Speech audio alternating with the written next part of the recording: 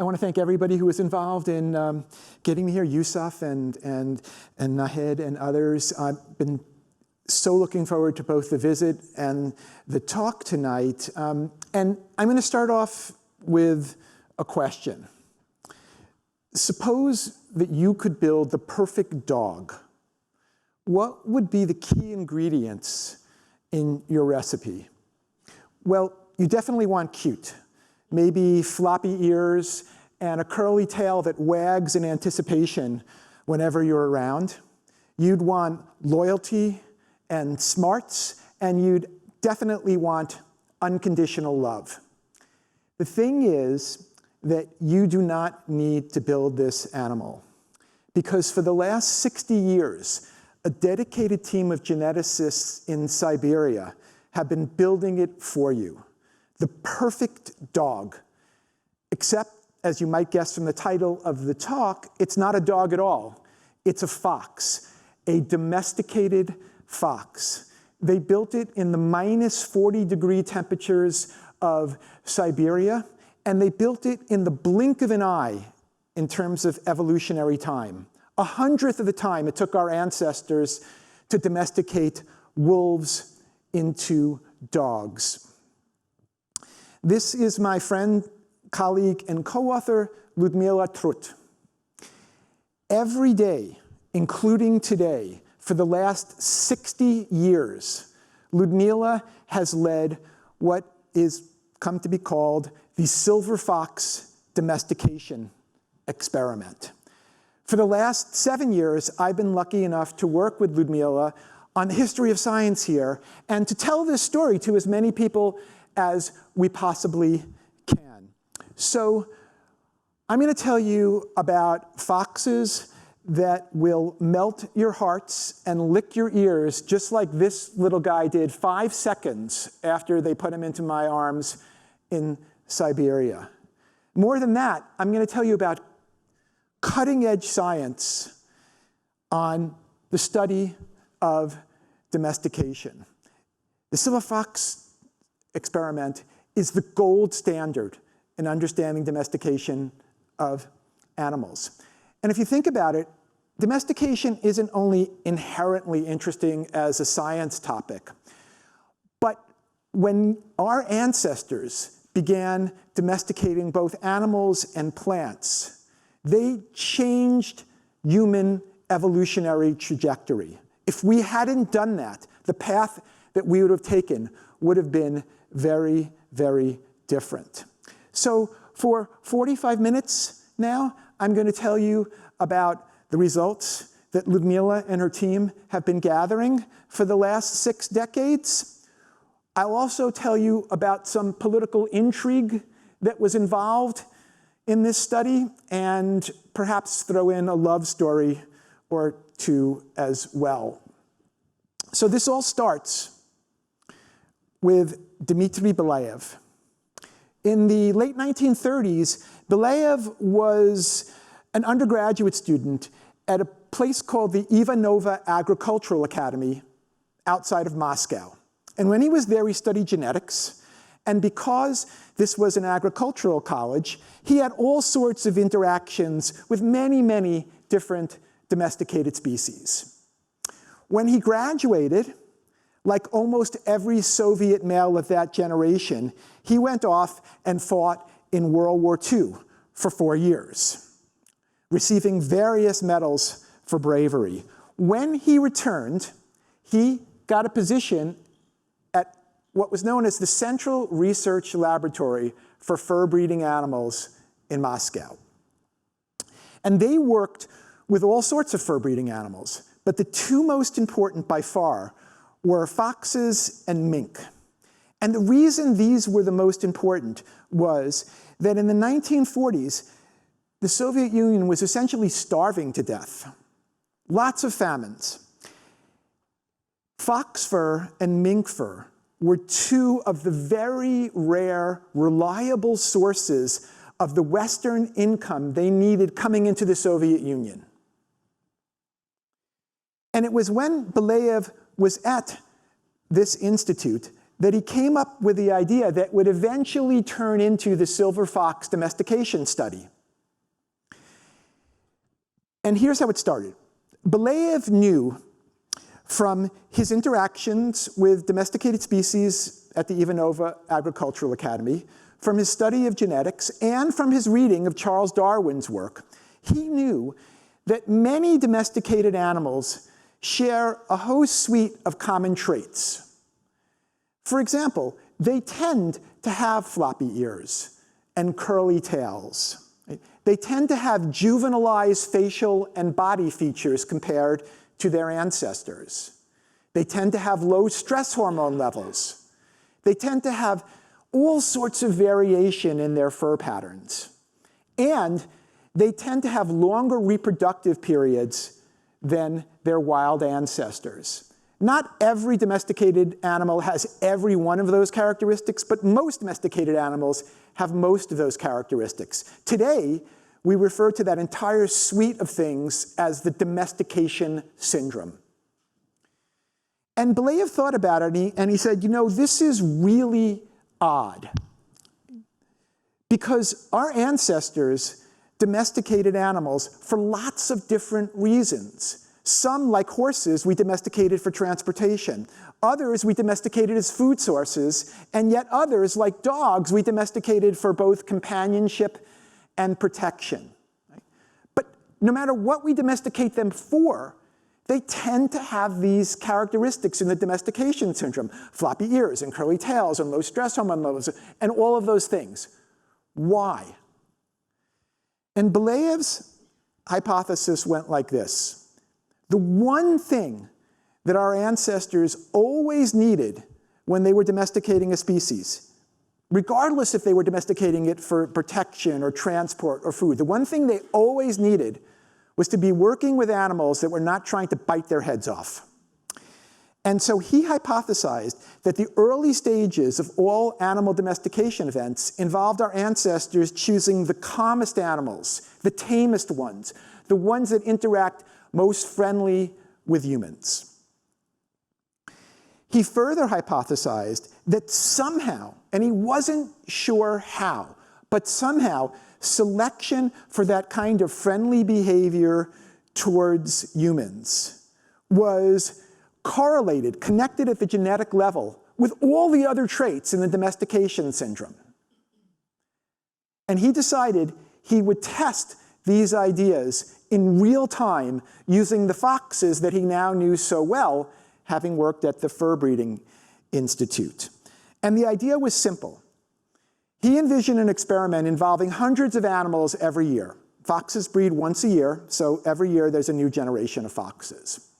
And his idea was he would test hundreds of foxes, and then he would choose the calmest ones, the ones that were most friendly towards humans, and he would preferentially breed those animals, and they would produce the next generation of foxes.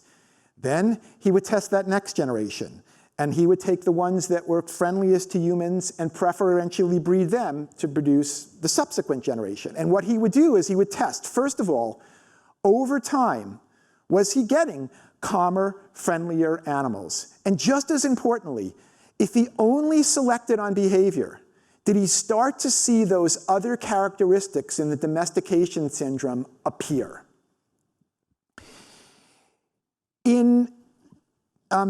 So he has this idea in the late 1940s, early 1950s, and he's thinking about starting a pilot experiment.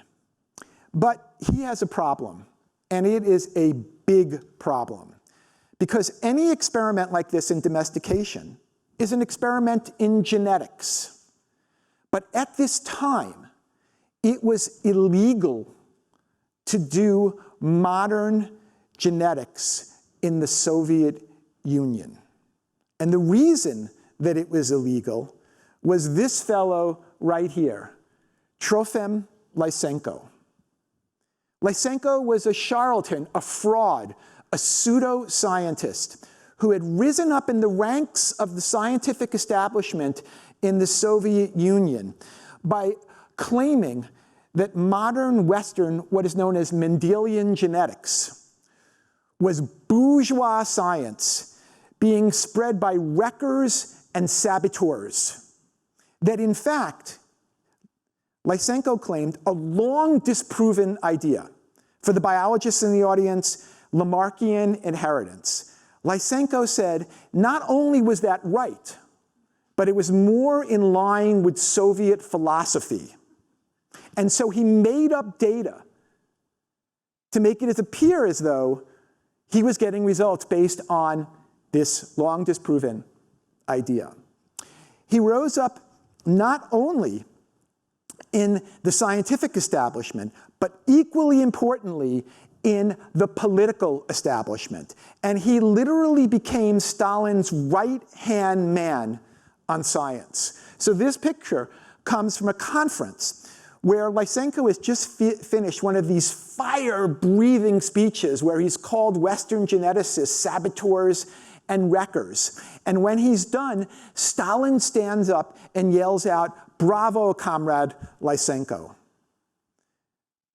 Because of Lysenko, thousands of Soviet geneticists lost their jobs. Before Lysenko, the Soviet Union was on the cutting edge of research in genetics. Because of him, thousands of geneticists lost their jobs if they would not stand up and say that Mendelian genetics, Western genetics, was bourgeois science.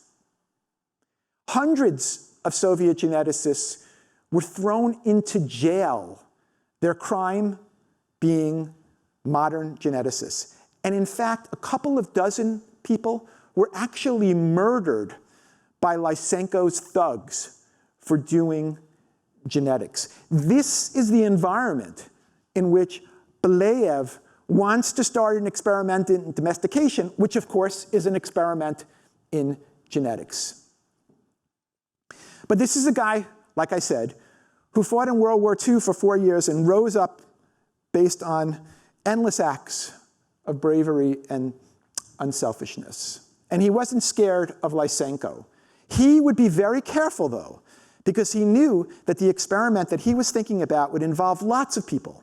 And he didn't want to put those people in danger, but he was going to try. So first, in the early 1950s, he starts a tiny little pilot experiment in Estonia, working with a colleague of his. It only involves choosing a couple of dozen foxes every year based on how calm and friendly they are to humans. And he does this just for a few years. And the results are promising. Promising enough that he's waiting for the opportunity to start a full-blown fox domestication experiment.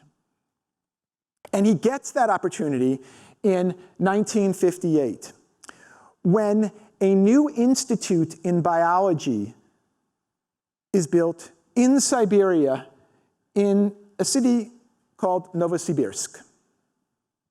And Belyaev is offered vice directorship of that institute. So what had happened was the Soviet government had been working with scientists, and they mapped out this very ambitious plan to create a place called Akademgorodok, or the academic village. They cleared out a huge chunk of Siberian forest, and they built 24 world-class institutes in science. Everything from the biology institute that Belyaev was going to be at, to institutes in chemistry and physics and early computer science. So Belyaev now knows that once he moves to Akademgorodok and takes up the vice directorship, he's going to have the money and the power to start a full-blown experiment where they test hundreds of foxes every year. But what he's not going to have is the time to be the person to lead that experiment day after day after day because of all of his administrative duties. So right before he leaves Moscow to come to Siberia, he goes on a hunt for a young scientist who can lead the experiment. And to do that, he goes to Moscow State University, which is not only one of the finest universities in the world, but it's also one of the most beautiful. And he talks to a colleague of his there who studies animal behavior, and he tells him that he's looking for a young scientist to start this experiment where they'll selectively choose the calmest, tamest animals. They'll see, do they over time get even calmer and tamer? Do they start showing the domestication syndrome traits? One of the people that comes in to interview for the position is Lyudmila. She's 25 years old, and she's just finishing her undergraduate degree. And she remembers this interview like it happened yesterday. The first thing that struck her was, as soon as she sat down and started talking to Belyaev, he treated her as an equal. This was a time when Soviet science was very patriarchal.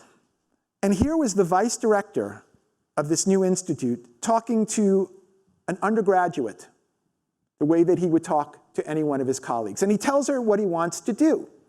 And she's fascinated. She loves the idea of the experiment. She also thinks moving to this new sort of scientific nirvana in Siberia might really be interesting. But Belyaev says to her, slow down for a minute. First of all, you need to realize that even though now in the late 1950s, Lysenko is not as powerful as he used to be, he's still powerful enough that if he decided to make an example, he could throw us into jail. And Lyudmila knew that. Everybody who did science knew that. But it was important that Belyaev said that to her. And he also said, this is an experiment in evolution, in domestication. It could take 10 years before anything interesting happens. It could take 20 years. It could take your whole life. I've done this little pilot experiment. I think this is going to work, but it might take a very long time. But she was sold on the idea. Belyaev liked what he saw. He offered her the position, and 6 months later, Lyudmila and her husband and their 2-year-old daughter take a train ride from Moscow to Siberia, which is no easy train ride, to start the full-blown experiment. From day one, Lyudmila's motto comes directly from the children's book, The Little Prince, where the fox in that book tells the little prince that you become responsible forever for what you have tamed. So she moves to Akademgorodok to start the experiment. Now, at that time, Belyaev was still working on getting a large enough area and the funds to build an experimental farm where they could do the work right there. But he didn't have that yet. And so Lyudmila knew that she would need to start the full-blown experiment somewhere else, and then they would move it up to Akademgorodok when they got the space. So for the first year of her time on the experiment, she basically went around the Soviet Union on trains trying to find the perfect place to start this experiment. There were hundreds of little fox farms around the Soviet Union, all owned by the government, and all there to produce foxes that have shiny fur so they can sell the fox fur to Western women. So Lyudmila goes from place to place, and eventually she settles on something called the Lesnoy Fox Farm. It's an overnight 12-hour train ride from where they are in Akademgorodok.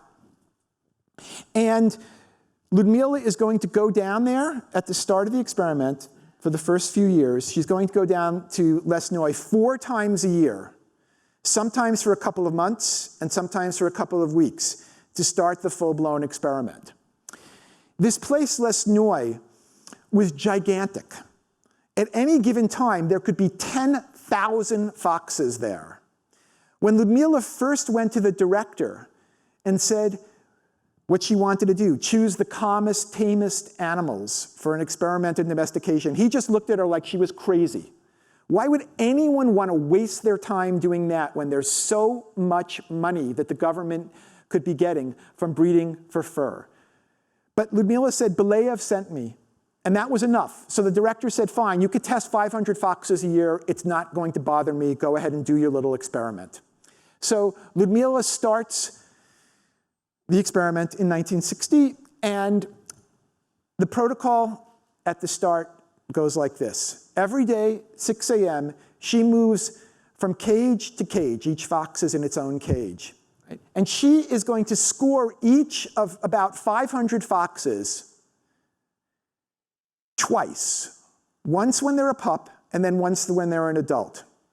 And each time what she does is she scores them as she approaches their cage, as she stands by the closed cage, as she opens the cage door, and as she puts something, either a stick or a piece of food with her hand in a very, very thick glove into the cage. And she scores the animals on a 1 to 4 scale, where high numbers mean relatively calm and low numbers mean relatively aggressive towards her. So she tests these 500 or so foxes every year, and she chooses the 10% that have the highest calmness scores, and she breeds them. And then the next year, she tests the pups, and then she tests them when they get older, and again, she will take the top 10% and then breed them to produce the next generation of foxes.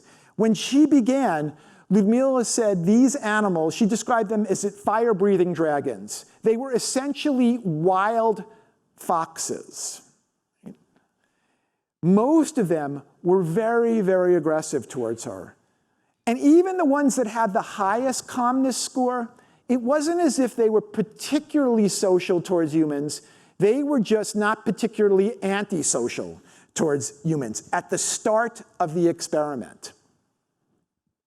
But even after just 2 generations of choosing the calmest, tamest animals and breeding them, there were a few animals, like this one here, Laska, which means gentle, that were calm enough that Lyudmila could pick them up and hold them in her arms.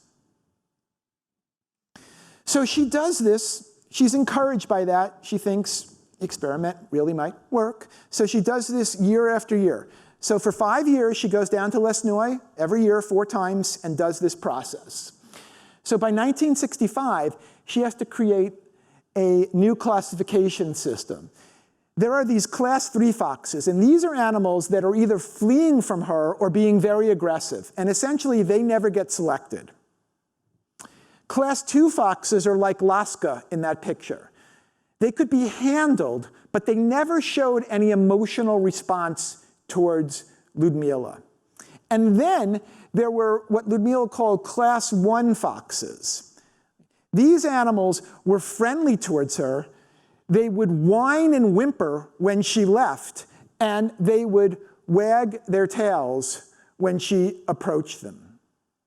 They only made up about 1 to 2% of the foxes in 1965. Today, they make up about 80% of the foxes. So another year goes by, and enough change occurs in that next generation that Lyudmila has to create yet another part to this classification, what she refers to as the class 1E, or elite domesticated animals. And here's the way that Lyudmila describes them. So it's the 6th generation, the 6th year. There appeared pups that eagerly sought contact with humans, not only tail wagging, but whining, whimpering, and licking our hands in a dog-like manner. Never ever trained to do that, doing that based on inherent behavior patterns. Not only were the elite domesticated foxes wagging their tails, but in the 6th generation, a few of them were wagging their curly tails. Foxes don't have curly tails, not silver foxes. This is the first of the domestication syndrome traits that is appearing in the experiment. She's only selecting on behavior, but now she's seeing a small number of animals in that elite category displaying a curly tail, the first of the domestication syndrome traits. So a couple of more years go by. I mean, we have to get through 60 years here, so I'm not going to go through every single year. By 1967, Lysenko is gone, so he's no longer a threat. And this is also the year that Belyaev has secured the money and the space and has built an experimental farm where they can do the work right outside of Akademgorodok. This is what it looks like on a nice day in the Siberian winter. Each one of those sheds houses about 50 foxes. At any given time, there are about 700 foxes on this experimental farm. And Lyudmila's going to do the same thing. She's going to select the 10% that are calmest. But now she's going to create a control line. These are going to be foxes that are tested exactly the same way. But they are going to, who breeds is going to be completely divorced from how they behave towards humans. Right? She gets their scores on how they behave towards her, but she randomly selects foxes in the control line. So now she has something to compare her domesticated line to. Having this fox farm there changed the nature of the experiment dramatically. First of all, it meant that Lyudmila and now her team of researchers could work every day with the foxes, not just 4 times a year for a few weeks or a few months, but every day. Another thing that was really important is that when she was down at Lesnoy, it was an overnight train ride, and Belyaev was really busy. If he got down there for 1 day a year, it was a lot. But now, Belyaev could come and interact with the foxes anytime he wanted to, and equally important, if something really critical happened in the experiment, some new finding, Lyudmila could get him there as soon as she wanted. And one of those really important things happened 2 years later in 1969, and that's Mechta, or dream. Mechta was the first of the domesticated foxes to have floppy ears, another one of the traits in the domestication syndrome. So in wild foxes and in the control foxes they had in the farm, what happens is foxes do have floppy ears until they're about 6 weeks old. And then their ears shoot up straight the way that you envision a fox in the wild. At 6 weeks, Mechta's ears were drooping, floppy.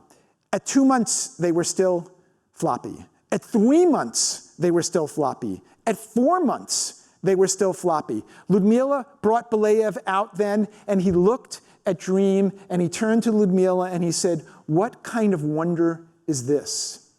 He would take pictures of Dream to conferences where he was now talking about this experiment, not only within the Soviet Union, but beginning to talk about it around the world. And people would literally accuse him of sticking up the picture of a dog puppy to convince them the experiment was working. That's how much Mechta looked like a dog. Again, they only choose on behavior, and now they're seeing not just curly tails, but floppy ears. So the experiment goes on year after year after year. And one of the things Lyudmila and her colleagues had always been doing was taking blood samples and measuring all sorts of hormone levels. And what they found was by 1974, so 14 to 15 generations into the experiment, their foxes had stress hormone levels that were 50% lower than wild foxes and the control foxes. They also found that by this time, they were getting many, many other new things appearing. Domesticated pups opened up their eyes a day earlier on average than a typical wild fox. The domesticated pups responded to sounds 2 days earlier on average than wild foxes or control foxes. So Lyudmila is a hardcore trained geneticist, but if she takes off her geneticist hat and sits down over coffee and cookies with you, which you will be plied with endlessly if you go and visit, if she sits down and talks to you, she will tell you that when this was happening, they used to joke with one another, that it almost seemed like the domesticated pups could not wait to start interacting with humans. By this time, they were seeing yet another one of the domestication syndrome traits appear, which is that the domesticated females had a slightly longer breeding season than the control foxes and the wild foxes. That's one of the classic things about domesticated species is they have longer reproductive periods than their wild ancestors. Now, what they were seeing was typically foxes are in estrus, ready to breed for about 10 days in late January to early February. The domesticated foxes were in estrus for about 14 days. So they started kind of 2 days earlier and they went 2 days longer. Nothing dramatic, but significant. They were also seeing lots and lots of variation in the fur color. Yet another one of the domestication syndrome traits coming about strictly by selecting on behavior. They would get all kinds of variation, including this strange white star-shaped pattern that would appear on the foreheads of the elite domesticated foxes. If any of you are interested in horses, you know you sometimes see breeds that have this on their forehead, and it's not uncommon in domesticated species. Now, the domesticated foxes were showing it. And on in terms of new traits appearing. So at this time, Lyudmila and Belyaev and their team decided that they would expand the experiment a little bit. Now what they would do is they would test them on their behavior, right? And they would continue taking the 10% that were calmest in the domesticated line, and they would continue choosing randomly for the control line. But now they would create a third line. And these foxes would be the 10% who were the most aggressive towards humans. And they did this not because they were interested in aggression so much as what they knew that they could use the aggressive foxes to better understand their domesticated foxes. So every year they choose the 10% that are most aggressive. And once you have that new line, there's lots of ways you can use them to better understand your domesticated foxes. There's all kinds of genetics you can do when you cross them and crossbreed them. But I want to focus on another reason why they did this, why they created the aggressive line that still goes on today. It's now 45 years in for this particular, for the aggressive fox line. So here's one of the main reasons they did this. This is an experiment in genetics, but it's an experiment in a particular type of genetics called behavioral genetics. Because what are you doing? You're selecting strictly based on behavior. Anytime you do an experiment in behavioral genetics, you're always worried that non-genetic factors are influencing your results. So their assumption all along has been all these changes that we've talked about are due to underlying genetic changes. But when you do behavioral genetics, you're always worried that other non-genetic factors might be influencing your results. So maybe pups learn how to be aggressive based on what they see adults do. So if they're raised by calm animals, they're calm. If they're raised by aggressive animals, they're aggressive. Or maybe the sort of hormonal cocktail that they're exposed to in utero affects how they behave. These are all quote unquote non-genetic factors, and you can never be sure whether they're playing a role unless you do an experiment. And Lyudmila decided to run what's known as a transplant experiment or a common garden experiment. In this case, the common garden was going to be the uterus of a fox. So here's what she did. She had pairs of foxes. Each pair had a pregnant domesticated fox and a pregnant aggressive fox. And when they were 1 week into their pregnancy, Lyudmila ran a transplant experiment. Even though no one had ever tried this before in a mammal this big, she worked with veterinarians, she studied, and she learned how to transplant 1 week old developing embryos. So here's what the uterine horn of a pregnant fox looks like. Each one of these is a developing embryo. When these embryos were 1 week old, tiny, smaller than a drop of water, Lyudmila took half of the developing embryos from the uterus of an aggressive fox and swapped them with half of the developing embryos from a domesticated female. And then she took those embryos, she took those embryos and put them into the aggressive female. So now, after she does the swap, each of these pregnant foxes is carrying both their genetic offspring and foster offspring from the other type of female. This is the classic experiment to determine whether or not what you're seeing is due to genetic changes or non-genetic changes. And the way you do that is simple. When the females give birth and the pups are old enough to start moving around, you document how they behave. Do they behave like their genetic mother, regardless of what uterus they happen to have been born from? Or do they behave like their foster mother? If they behave like their genetic mother, then you have pretty strong evidence that what you're looking at are genetic changes. But if they behave like their foster mother, then you have evidence that non-genetic factors are important.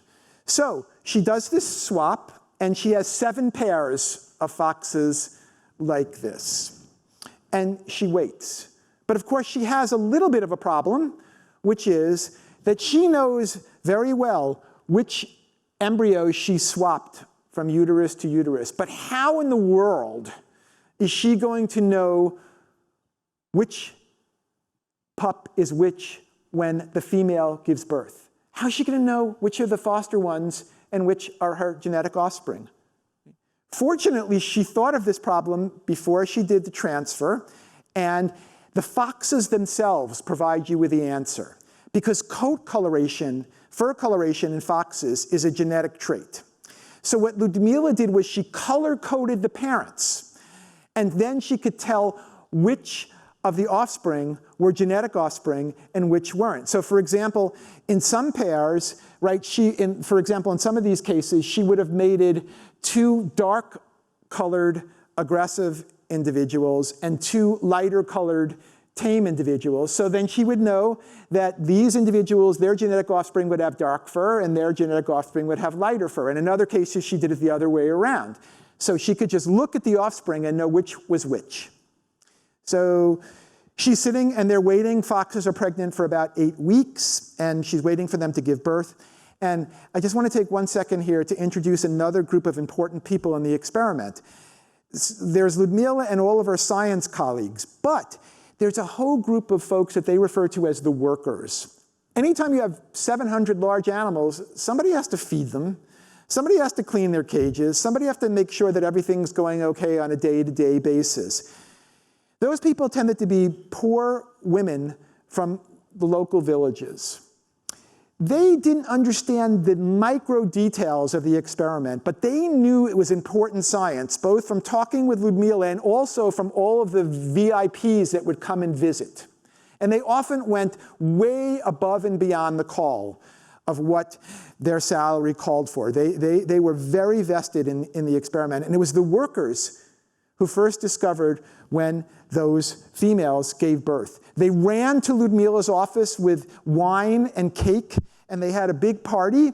And Lyudmila then, when the pups were old enough, about 3 weeks, was right there documenting the way that they behaved.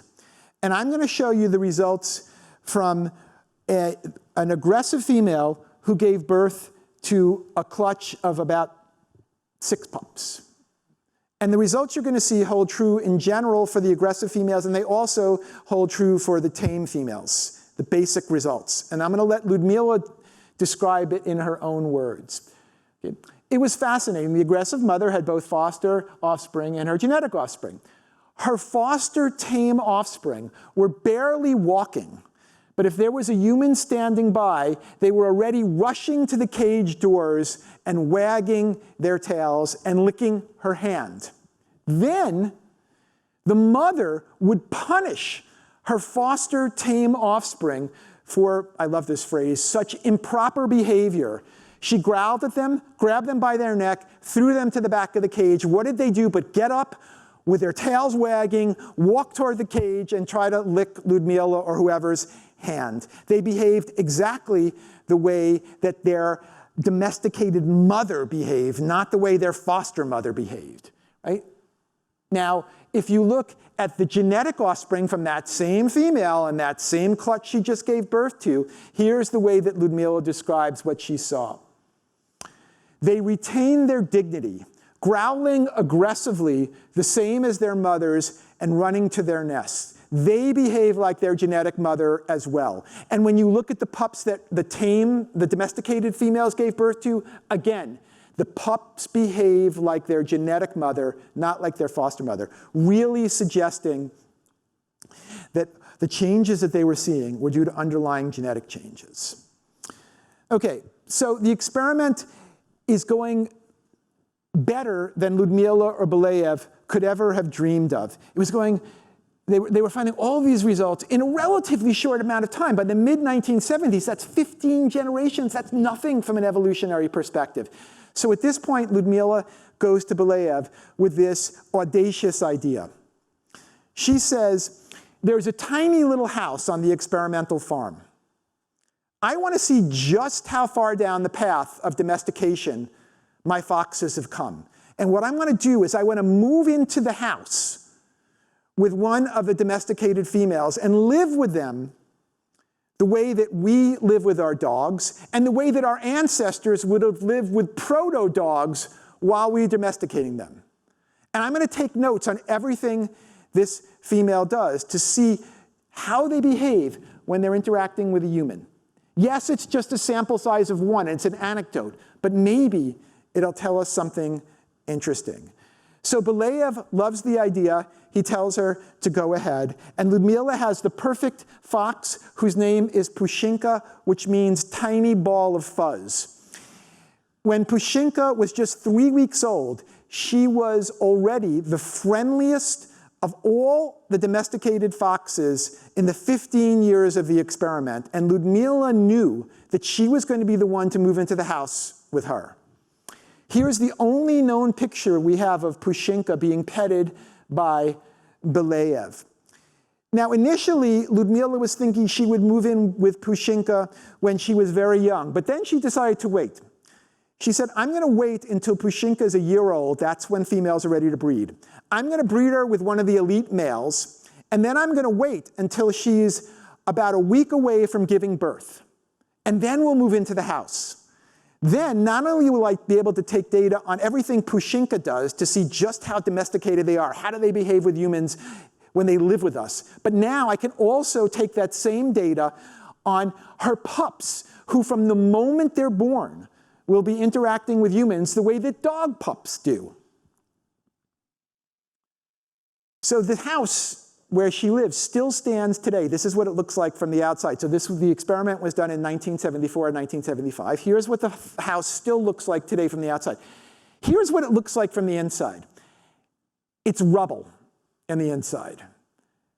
The reason I'm showing you a house full of rubble is that the first time I visited was in 2012. There was 3 feet of snow on the ground.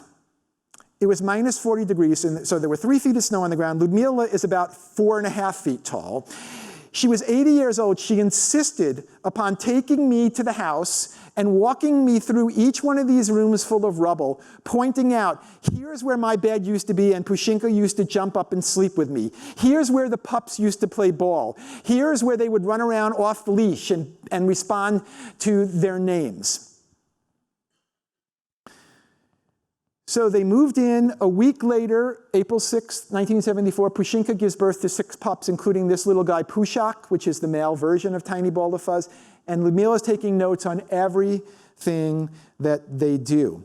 So the pups are born on April 6th, and she's living there 24 hours a day, virtually, 7 days a week, occasionally going home for one night and having one of her friends stay there. So they're living month after month after month like this.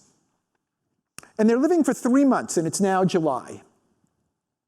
And in those 3 months, lots of people would come into the house. Belyaev used it whenever a VIP was visiting, and not just a VIP scientist, but there are stories Lyudmila tells of Russian generals from World War II coming to visit and just basically melting when one of the pups would jump into their lap and turn over and wait for a belly rub. Everybody would come visit.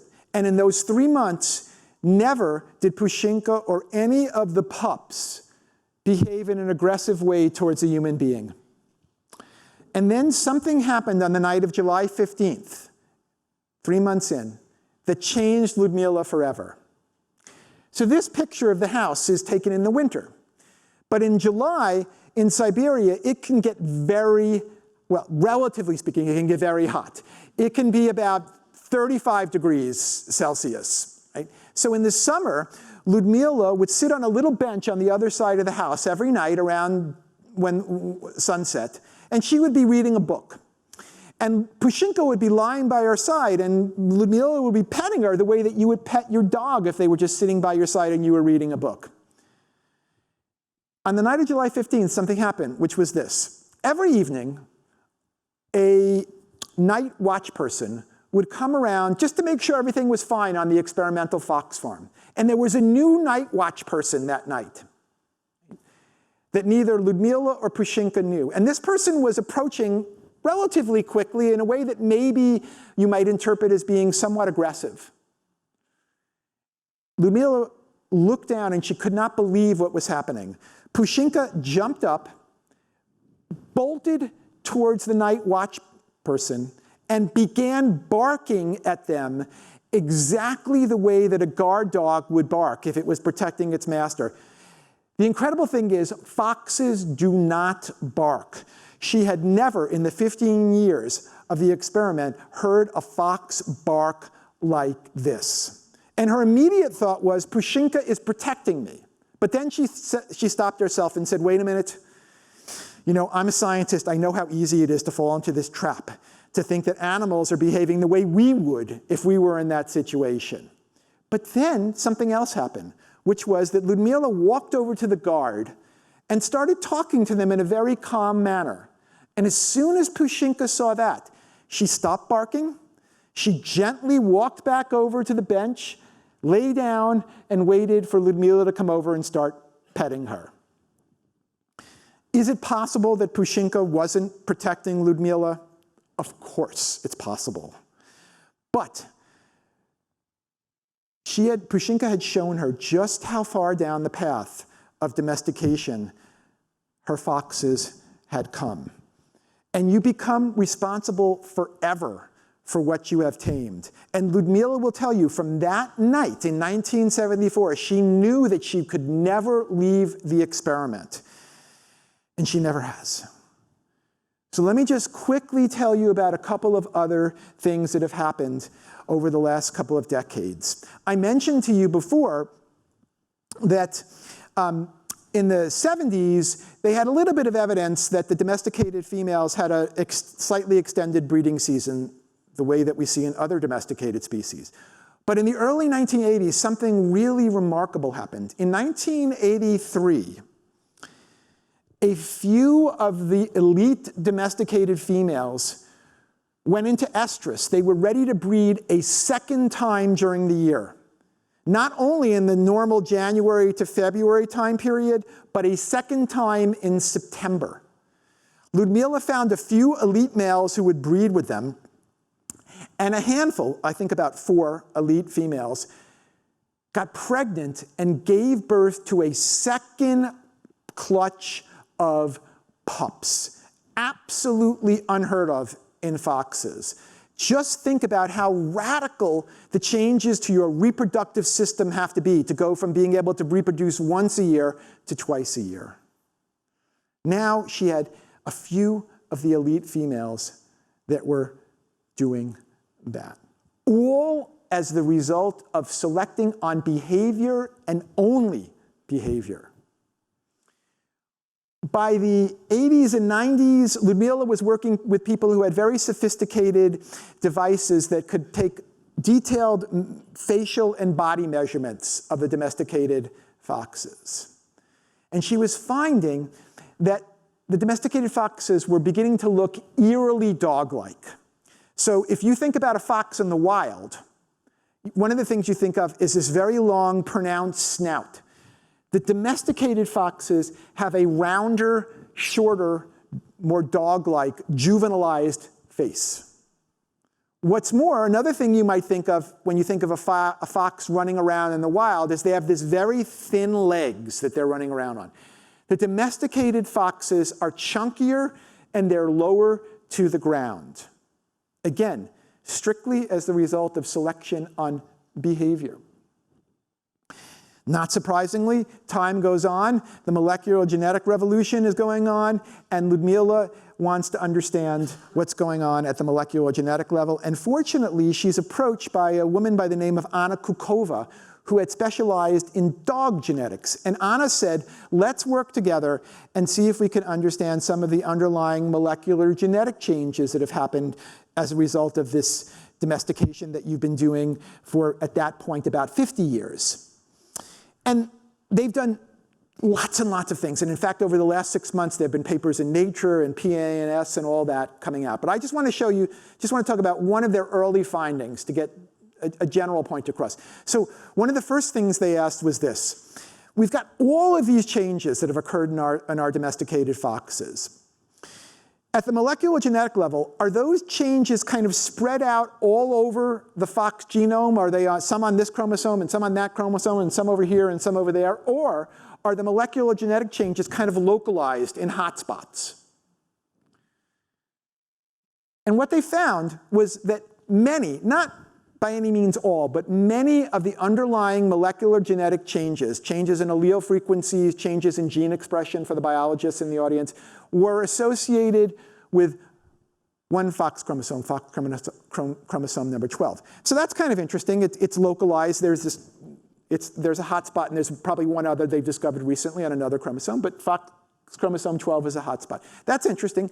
But what's more interesting is that at the same time they were doing this, other people who were working on dog genomics were doing the exact same thing with dogs, asking whether or not the changes associated with wolf to dog domestication was localized in hotspots, or was it kind of spread all over the genome?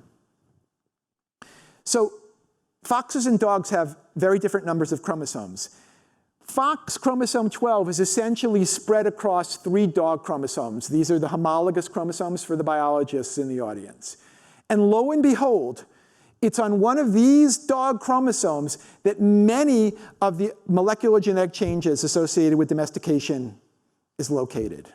So even at the deepest level, it looks like they really are mimicking this process of domestication of wolves to dogs, but now with foxes. I mentioned that there are a bunch of papers that have come out recently, and they've even begun documenting particular genes that might be especially important in the process. Okay, so here's the last example I want to give you. This is maybe my favorite trait that has appeared in the domesticated foxes. But before I tell you what it is, I want to tell you why it's my favorite. The first reason is this trait did not appear in the domesticated foxes until like 10 years ago, maybe 15 at the most. That means the experiment was going on somewhere between 45 and 50 years before this trait emerged.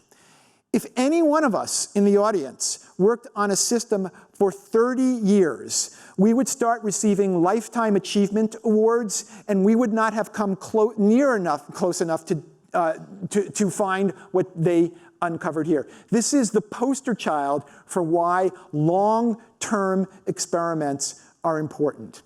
The other reason that this is my favorite trait is that it is hard to imagine a more perfect trait for a domesticated pet-like species to have.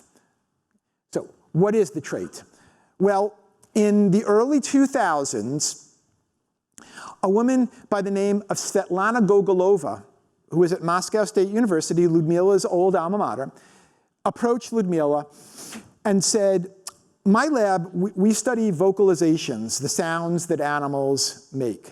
And I'd like to come there and study the vocalizations of the domesticated foxes and the aggressive foxes and the control foxes.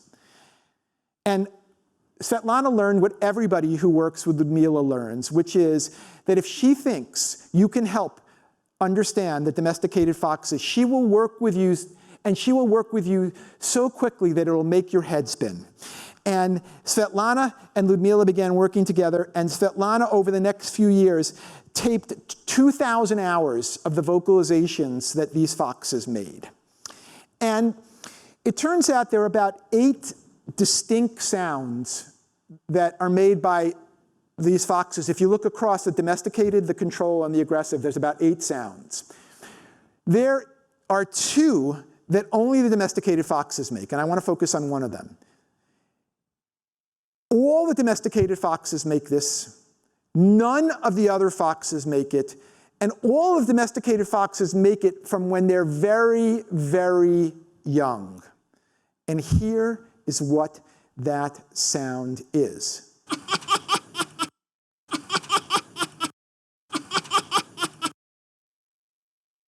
There is no non-human sound that is closer to human laughter than that sound. They've mapped it out on a spectrogram.